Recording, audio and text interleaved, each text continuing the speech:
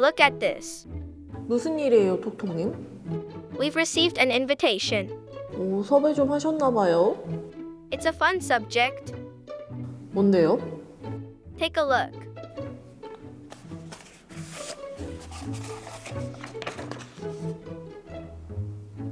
오, You haven't taken your summer break yet. 맞아요. You can go here for your break. 이게 무슨 휴가예요? An online vacation is also a vacation, isn't it? 랜선 휴가? If we talk about this subject, it will feel like we're taking a vacation online. 글쎄요, 그렇게 생각해요? Trust me, let's take off on an online vacation. Our destination? It's a secret. 감독님, 휴가 다녀오셨어요? 저희 오늘 휴가를 갑시다. 진짜예요. 휴가! 예! 휴가 갑니다, 오늘! 여권 가져오셨죠? 네! 디플로mat 토크가 당연히 해외를 가죠. 여권 안 가져오셨어요? 걱정하지 마세요. 여권 없어도 제가 특별히 들어갈 수 있게 해드릴게요. 저와 함께 가보시면 압니다. 여러분, 여름 휴가 다녀오신 분들도 있겠지만 아직 휴가 못 가신 분들도 많죠. 저희와 오늘 함께 가시면 됩니다. 걱정하지 마세요. 그러면 지금 떠나볼까요? 자, 절 따라오세요. 따라오세요. 따라오세요. 휴가 가는 길이라 즐거운 이 표정. 또 여기는 처음이네요. 관전은 대사관은 가봤는데 들어옵니다.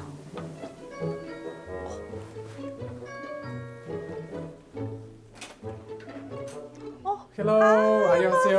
Hi, nice How are to you? meet Very good to see you again. The person who will take us on vacation is the Serbian Ambassador. Yes, we'll be traveling to Serbia online today. First, let's find out about Serbia. Serbia, a country in the center of the Western Balkans, is a historical, cultural, and geopolitical juncture between Europe and Asia, the East and West, and Christianity and Islam. Thanks to its central location in the Balkans, Serbia touches borders with 8 countries: Bulgaria, Romania, Hungary, Croatia, Bosnia-Herzegovina, Montenegro, Albania, and Macedonia. Historically, Serbian culture was greatly influenced by the Eastern Roman Empire. As a result, there are many monasteries and churches with Byzantine architecture, some of which are World Heritage sites. Let's prepare filming first. Shall we start? Okay, Ambassador, thank you for having us here. So for audiences who may not be familiar with Serbia, could you introduce a few cultural items that represent your country? Sure.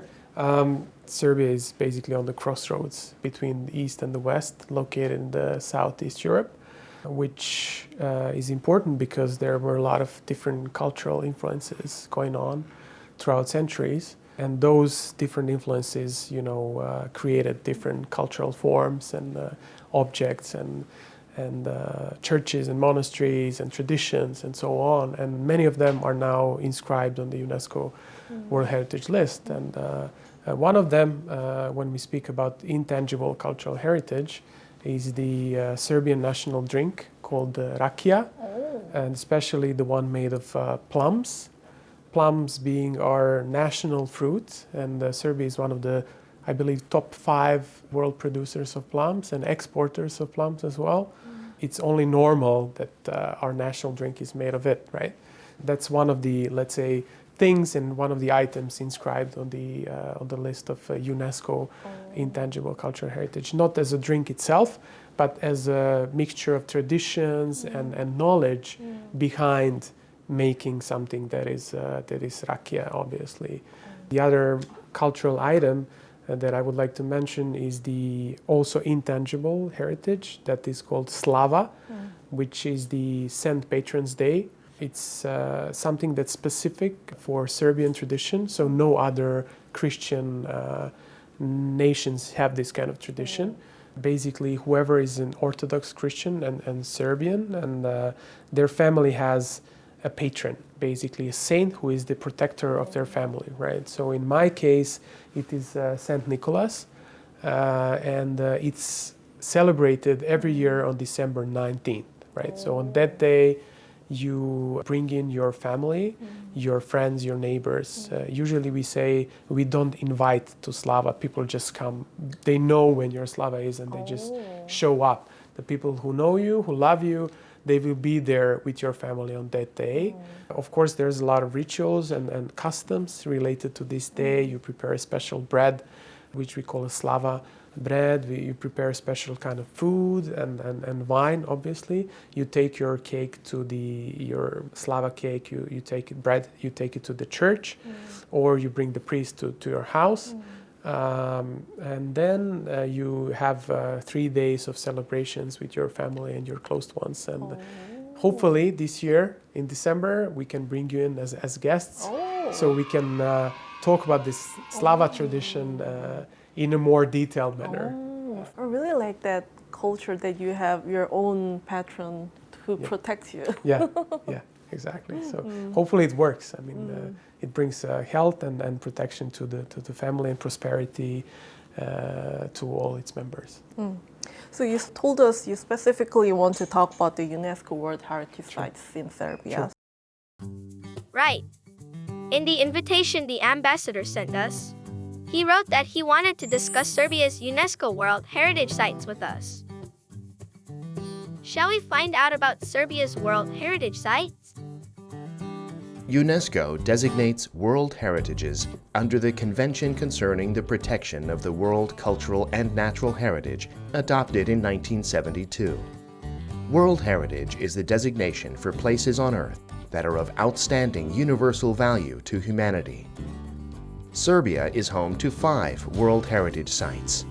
Serbia's first World Heritage Site designation was Stari Ras and Sopoćani, which was inscribed in 1979. Stari Ras was the Kingdom of Serbia's first capital, and the monastery at Sopoćani is known as a site that shows the interaction between the Western and Byzantine civilizations. Studenica Monastery, which was inscribed in 1986, is the largest and most beautiful Serbian Orthodox monastery. It's also home to beautiful murals and monuments of great significance, which is one of the reasons it was listed as a World Heritage Site. The medieval monuments in Kosovo were inscribed in 2004 and show the unique frescoes that developed in the Balkans between the 13th and 17th centuries, representing the essence of Byzantine Romanesque religious culture. In particular, the Dečani frescoes were a major influence on the painters of murals at many churches in medieval Serbia for the next 400 years.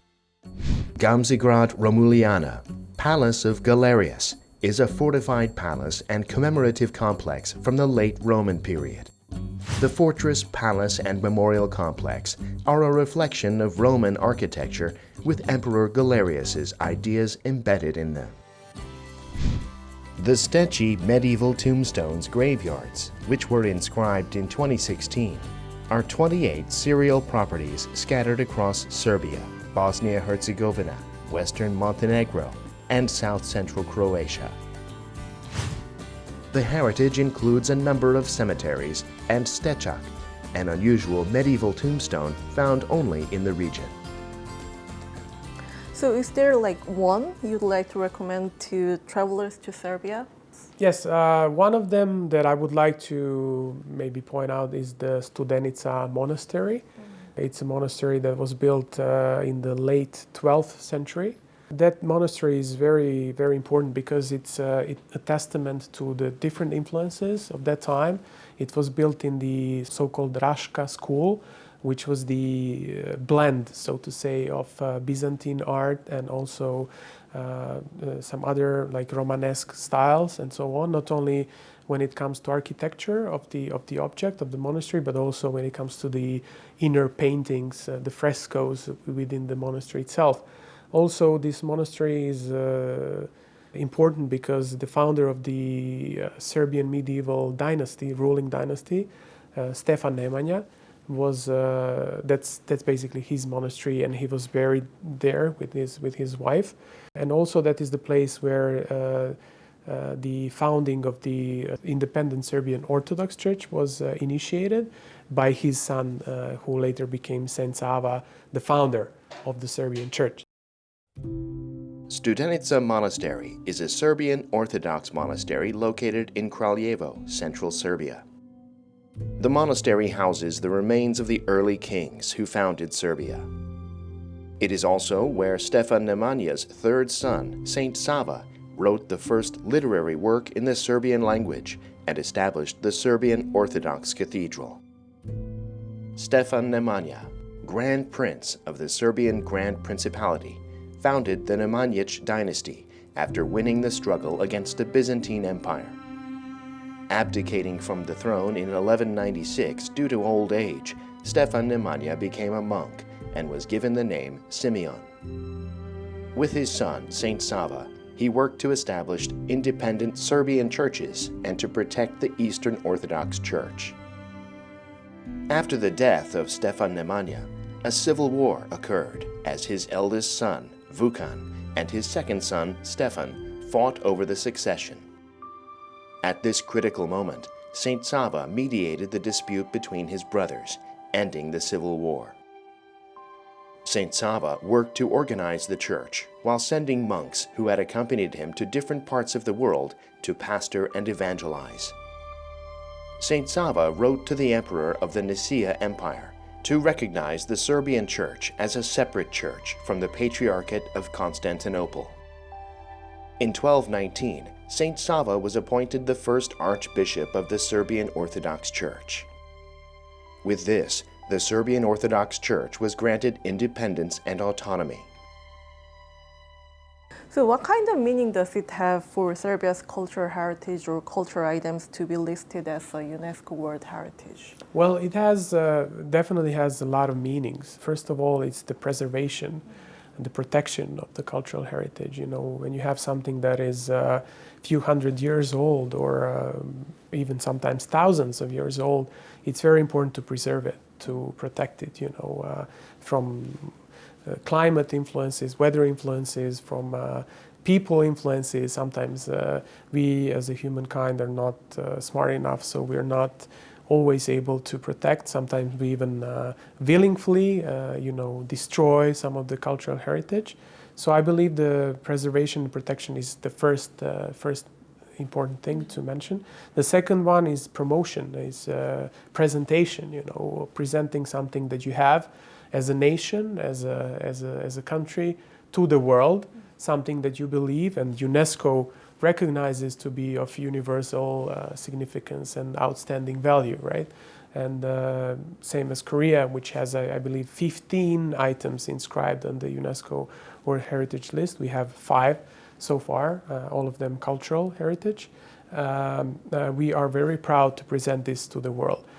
Also, I believe it creates sort of a national identity, national unity. When you have something that is that old, that you have, that you can identify as being a root to your nation, I think it's very important.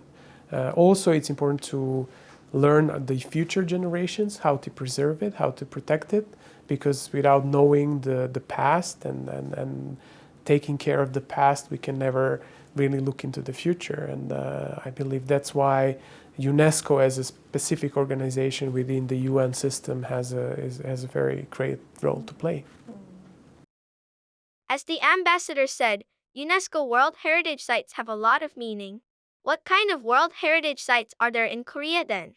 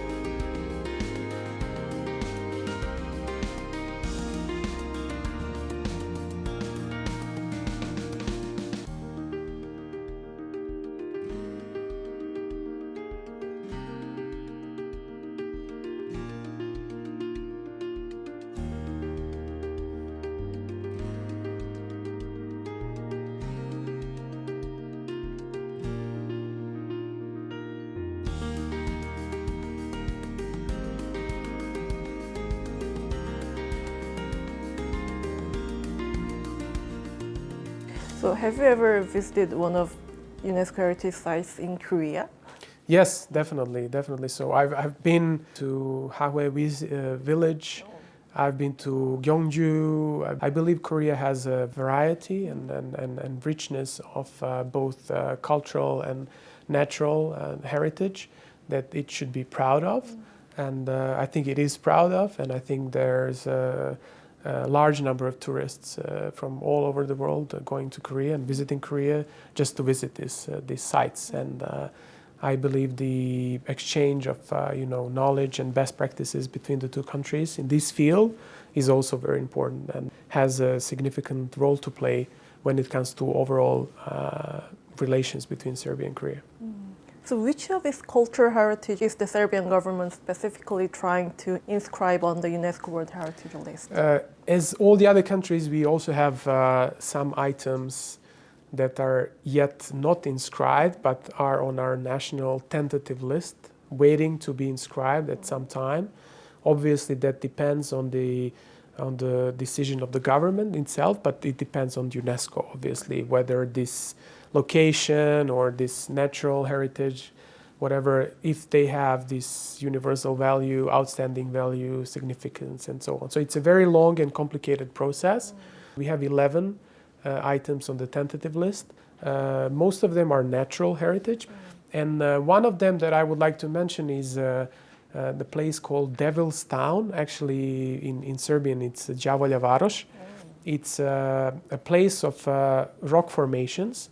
They look basically like people who are rocked, remain like this for eternity,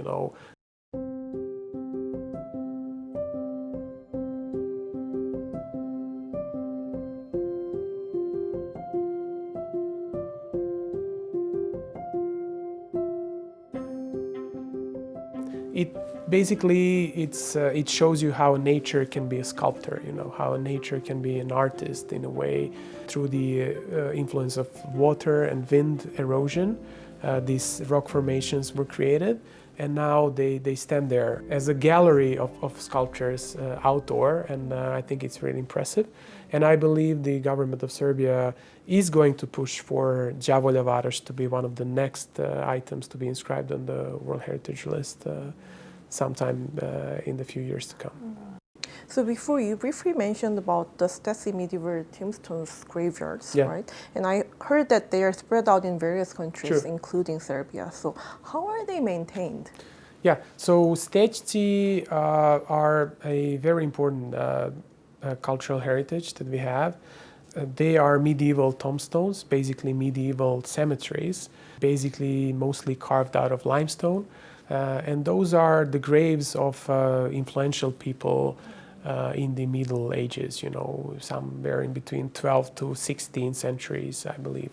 And those are found. It was a regional sort of nomination by 4 countries: Serbia, Bosnia and Herzegovina, Croatia, and Montenegro. And in that sense, it serves as a very good example of how the countries of the same region sharing the same cultural heritage can work together and nominate something together and then make sure that this item is inscribed on the UNESCO list, right? So it's not only about inscribing, but it's also about preserving. And nowadays the institutions of the 4 countries are working together. So it's, as I said, it's a very positive story to the regional cooperation in dealing with UNESCO and protecting World Heritage. We took a look at Serbia's cultural assets. But there's something we can't leave out even on an online vacation. Wow! It's food. So now it's time to taste the famous Lakia, right? True, that's right. And you prepared all this food? Actually, I did prepare these two, and this was made by my wife, the dessert. It's called, it's basically a fruit cake. So let's start with rakia, the way we do it in Serbia. Usually we have one before the meal. Today Let's cheer for health and prosperity of both Korea and Serbia, and so that we can meet each other again for our Slava in December. So cheers. Cheers. In Serbian, we say živeli. Živali. That's right. Živali. Živeli. Right.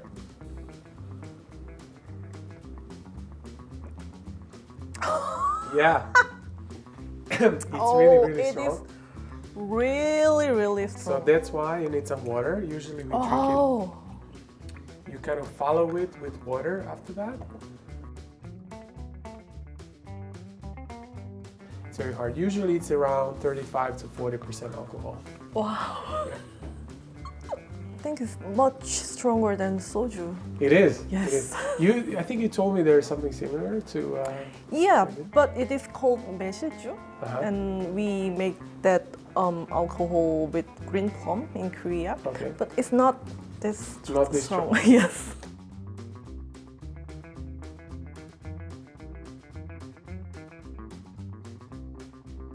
And also, I think you mentioned that people make it at home. Yes, yes. This is the same case with rakia. Oh. People usually make it at their homes on the countryside.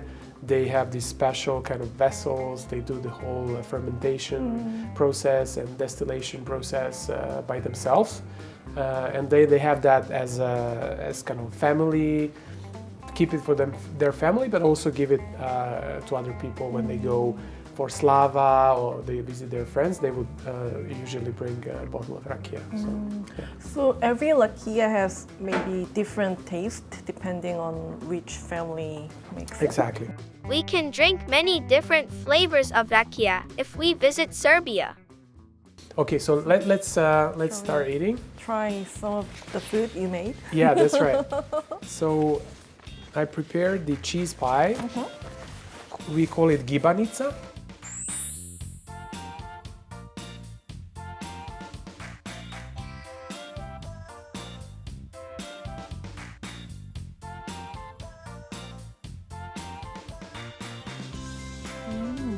It's really good. Yeah, it is. You should teach me some recipe of this. Exactly, I will. This is really good. There's a different kinds of it, a different stuffing inside. This one is with cheese, obviously, but you can make it with meat. You can also put some vegetables inside, and it becomes a sort of a different variety. 진짜 맛있다.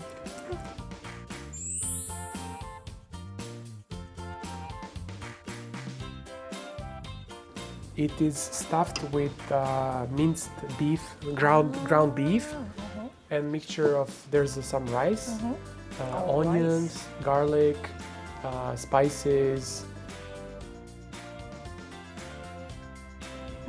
와우. 너무 이렇게 좀 찍어주세요.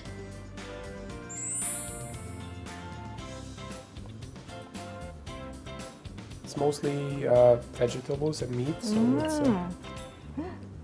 이거 맛있는데? I think many Koreans will like this dish. You think so?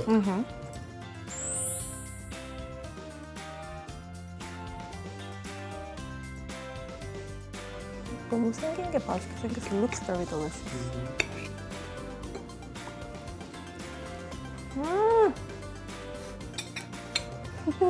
You like sweets as well, right?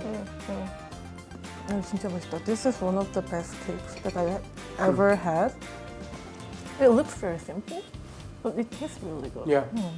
It's simple to make, as I said, and still it's very delicious. Not more you can ask for from like very light summer seasonal fruits kind of cake. Are we importing some fruit as well? Yeah. Yeah, Korea is important mostly wheat and corn from Serbia. I think Serbia is among the 5 biggest exporters of corn, for example, to Korea. But unfortunately, still there's no final dishes or food products other than cereals and, as I said, corn and wheat being exported here. Today, we were able to find out about Serbia's UNESCO World Heritage, Serbian food, and other facts we didn't know about Serbia thanks to the ambassador. After finding out about these things, I want to visit the country even more. I'm sure that they will come in the near future. So when is the best season to visit Serbia? I think the same as here. I think spring or autumn time. Spring and summertime would be the best. Of course, if you're into winter sports, you could also go in winter time because we have a few ski resorts, very nice, that you can go and ski and just enjoy the mountain. Other than that, I would say spring is the best with the average temperatures around 20 degrees. That's the best season. I'll keep that in mind. Yeah. In Korea, I think my favorite part of the year is October, November. It's not too hot, still there's a lot of sunny days, not humid, and that's my favorite season. And also first days of spring. I mean, like April, early May, with a lot of flowers, and so yeah. Why not start planning your own trip to Serbia too? I should say 잘 먹었습니다. 잘 먹었습니다.